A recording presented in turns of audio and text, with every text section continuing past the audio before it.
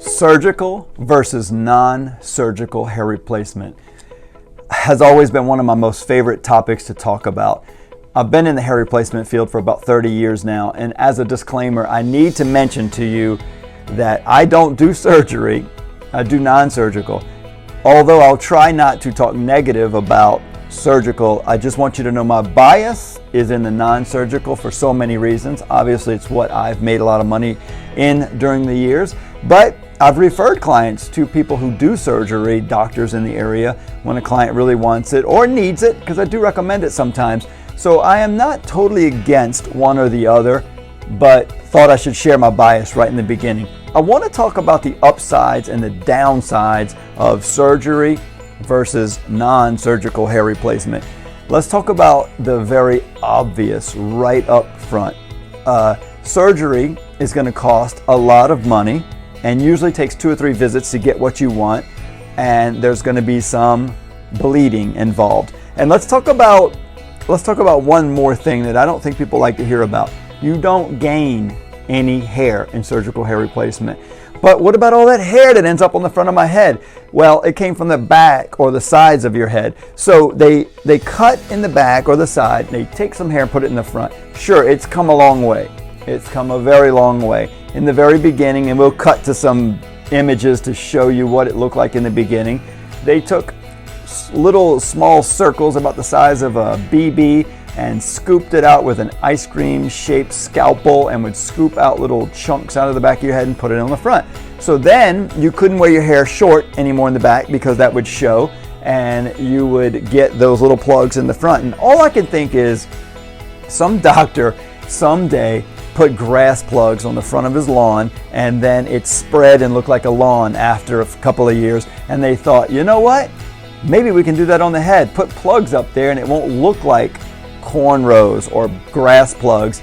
But it did. And maybe they put it in when the client still had a bunch of other hair and they were just putting chunks of thicker hair in between the thin hair, and they thought it would all blend, but then the client lost the thin hair, so they ended up with these spots on their head that just look so unnatural and ridiculous. Now, through the years, they started doing 1 and 2 hair transplants that do look a lot better. They have machines that take it out and plug it in.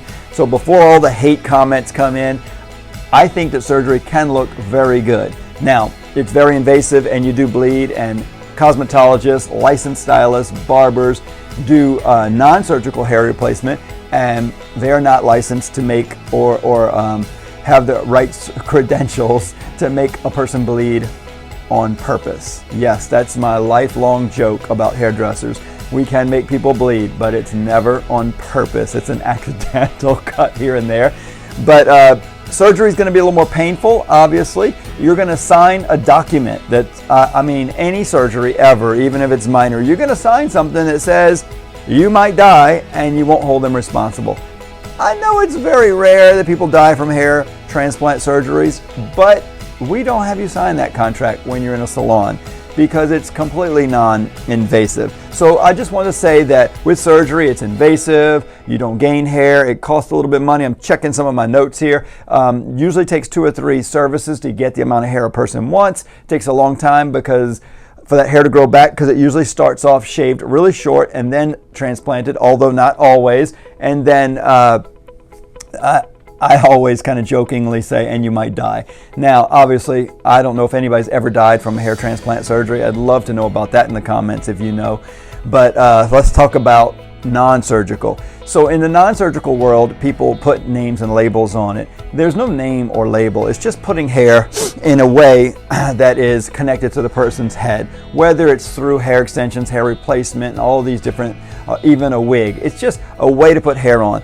The technology has gotten better on this side also, and although the cost can be great, it's just a one-time payment usually for the hair, and then there's service payments. So I say one-time payment, but really I'm going to consider that one of the negatives for non-surgical. You have to keep paying for service to keep hair on, but it's immediate. You get a full head of hair on the day you want it, and it can even be a different texture. So let's say you want to change the color, the texture, you had curly hair, you want straighter or just wavy hair, you want it longer, you get it immediately. So that's one of the big advantages of non-surgical. It's not a lifelong decision. Surgery's staying on. I mean, good, great. If it's bad, well, it's still staying. Whereas if you decide you don't like a hair system that was bonded on with some sort of adhesive, it just doesn't look as good as you thought it would look, you can go right back to what you had before. Worst case scenario, we shaved some hairs down on the top of your head so it fit better, but you can let them grow out. So there is no long-term commitment potentially, although there can be. There's no complications, no infection. You are not going to die from a non-surgical type of system.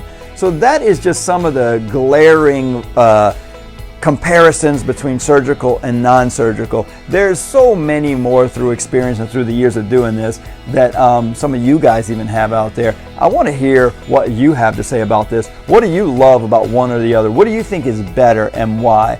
I am going with non-surgical most of the time because of that immediate gratification, and as a stylist, the long-term income and the lifelong relationship I have with the client.